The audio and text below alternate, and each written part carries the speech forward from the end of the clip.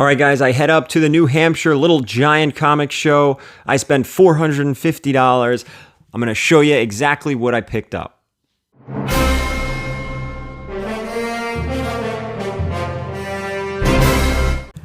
Hey guys, my exclusive variant for Invincible Red Sonja #2 is available right now on Indiegogo. Chris Campagna absolutely crushed this cover, and if you look a little closely, you even see me on there, not in the best of shape.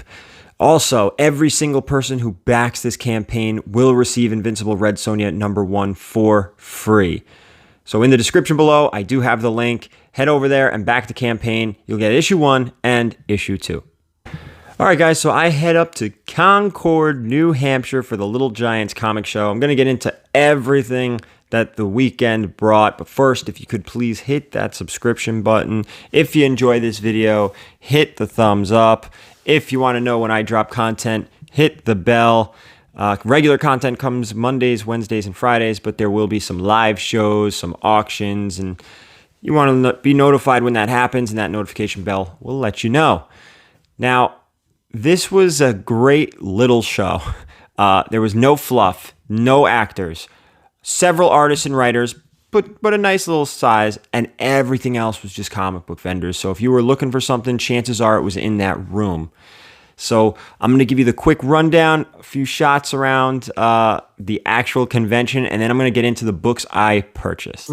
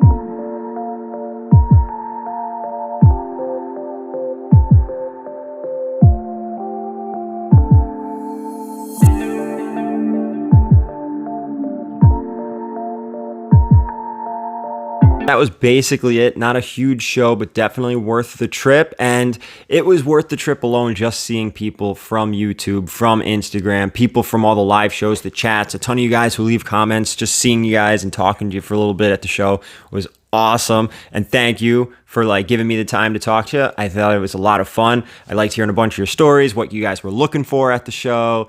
And unfortunately, some of the stuff lined up with the stuff I was looking for. So we were almost racing around looking for certain books.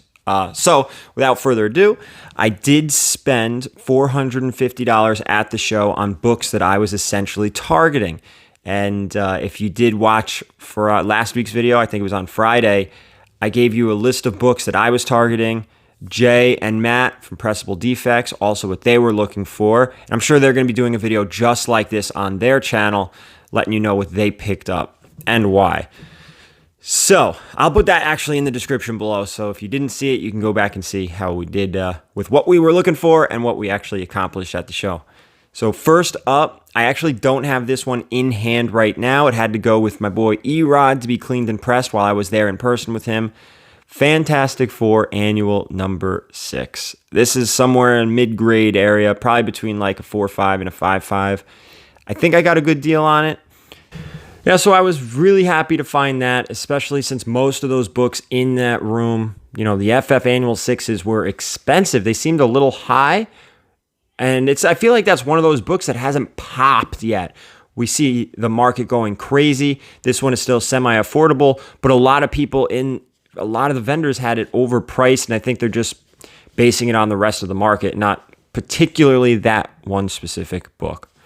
Next up on my list that I was able to pick up in the price range I was happy with, Hulk number 1. This is the first appearance of Red Hulk. This is a straight up speculation from me, I'll be honest with you. There are rumors that Thunderbolt Ross will be showing up in the She-Hulk series on Disney+.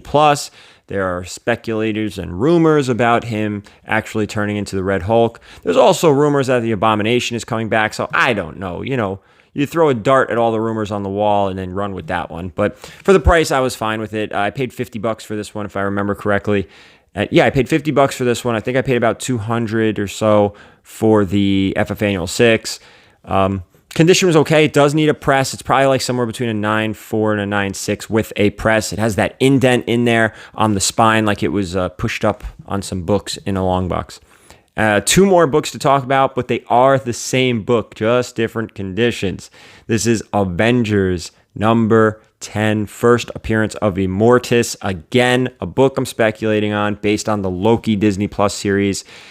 Ramatut, Immortus, Kang, call him what you will, but we know Kang is coming, so I'm hoping Immortus shows up in that Loki series. We saw what happened with Agatha, all right? We saw what happened with her during the WandaVision series, so why not the same thing happen to Immortus here? So taking chances, taking risks, and I think I paid for the 2. One was maybe 75. Yeah, one was 75. One was 125. So that's $200. And then I paid $200 for the FF Annual 6, right? So that's $400. And then $50 for the Hulk 1. $450. Boom. So that was my entire show. I did pick up a few other little things with Matt and Jay. Nothing in particular, nothing to write home about.